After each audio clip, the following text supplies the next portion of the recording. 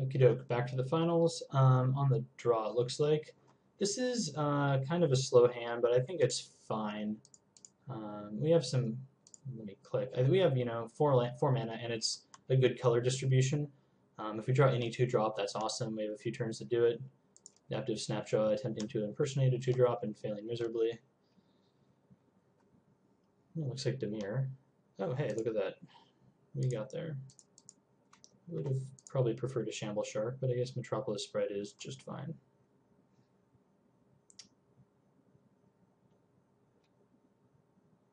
Oh. Oh dear. Oh dear.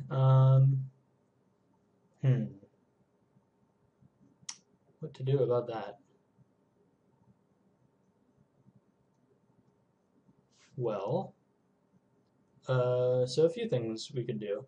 One, we can play our Simic Flux Mage, and then play something, put a counter, then put a counter onto Sprite, and try to like block it that way. That's really slow and clunky. I wanted to play Elusive Crisis this turn.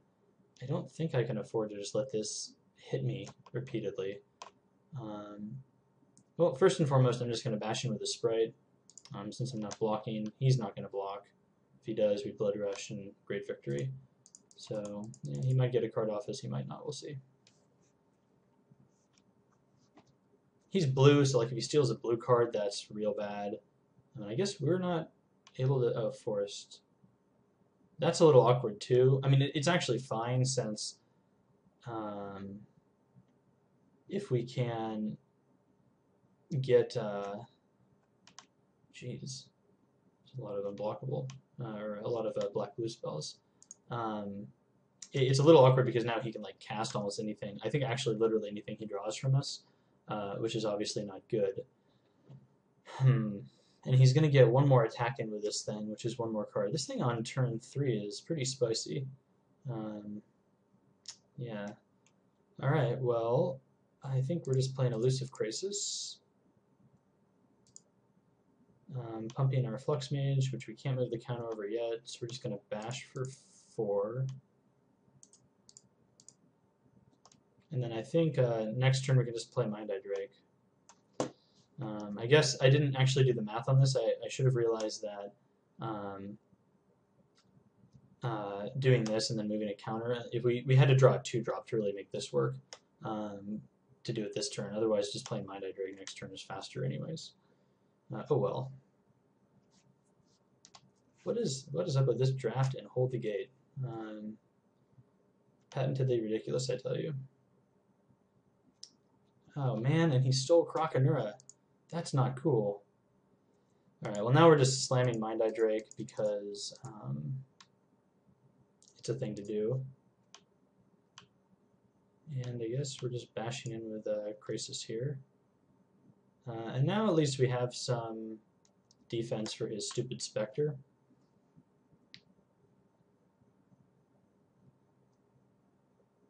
We can start shifting counters from this to something else.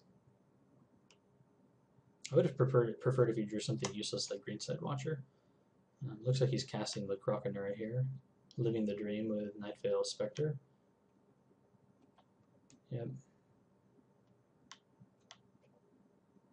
So we're kind of all in on our Elusive Crisis right now, since his Krakenura is a monster, and he has a bunch of Vigilance stuff. So let's see, we can play Greenside Watcher, and that'll level up this, and then we can play Slaughterhorn probably, and that'll level it up again, and then we can hit with it.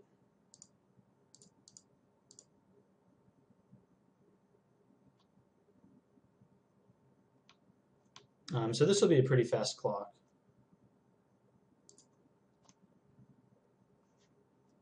Because we can start shipping counters over here. Let's see, this puts him to 11.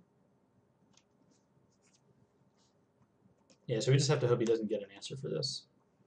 Which, I mean, looks like he's playing some sort of multicolor nonsense as well, just like the last guy.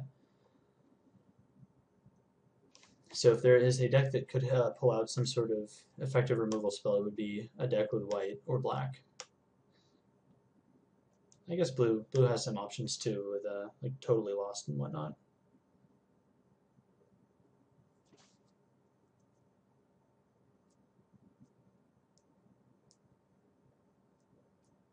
I guess he's trying to get in for a point of damage for lifelink purposes. Oh, now he's just getting in with everything. Okay. I mean, I guess it makes sense. We can't really kill his stuff.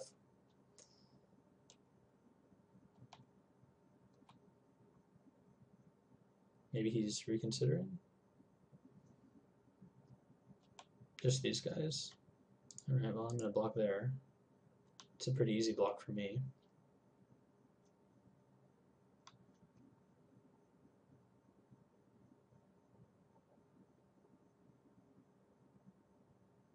Executioner Strike. Alright. I mill you for 5. Well, got rid of a few cards that would have been pretty difficult to deal with, so I guess that's good. Scab Clan Charger is not bad either. I think unfortunately we have to leave up Flux Mage this turn to put a counter on Metropolis Sprite so that he can't effectively get in with this again. So I guess I'm going to attack with Elusive Krasis.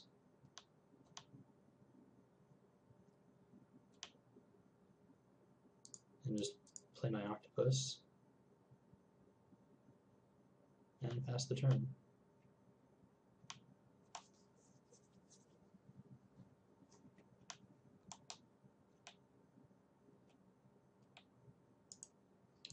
Alright, I'm going to move a counter. Well, I think I'm blocking either way. If he has a removal spell and he kills this in response to me moving to counter, I would prefer it to be blocking. So, yeah.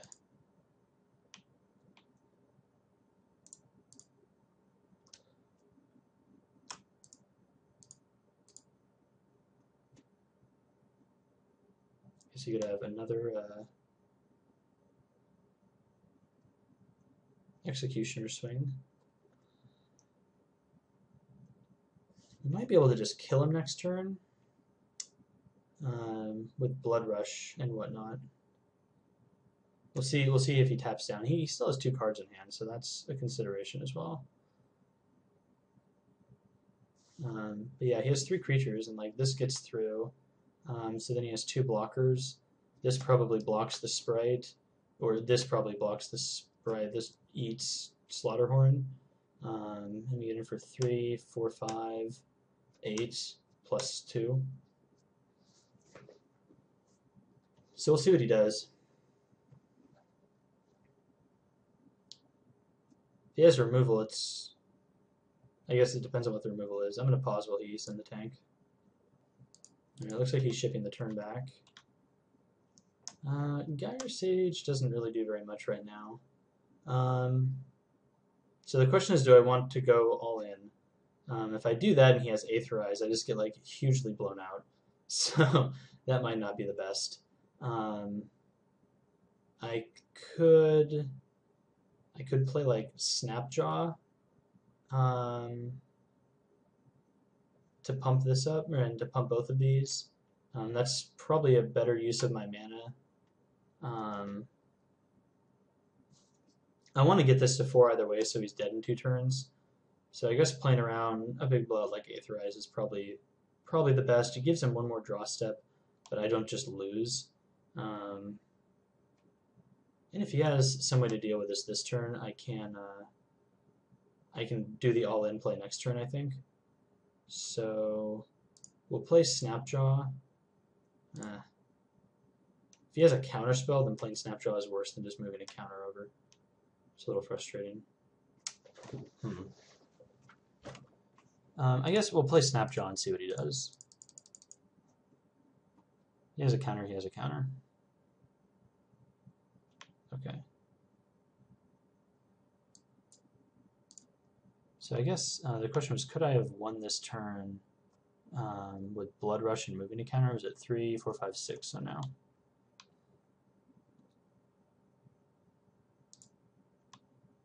Attack him with Crisis.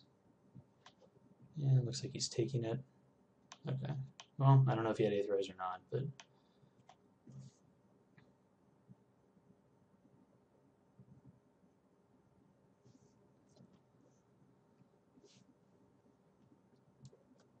Next turn we can also just smash in with Snapjaw as well. Okay, oh, we won game one. Looks like our opponent was a little flooded out. But he did get a few like pretty awesome hits in with his Spectre, so it can't be all bad. Do we want to change anything to deal with that? I don't really think we do. Scatter Arc doesn't really do anything. He did seem to be kind of soft to unblockable stuff, but I don't, I think everyone is technically soft to unblockable stuff, so putting Keymaster Rogue in doesn't seem that great. I think we're just going to keep it the way it is. Maybe Spell Rupture. He did have Soul Ransom, so actually maybe Naturalize might be worth putting in. We could take out like a Disciple, I guess, and put in the Naturalize, just to deal with Soul Ransom if he plays it, because that could be a pretty big blowout. I think that might be worth it, actually. We're going to do this, I think, yeah, and go to game 2.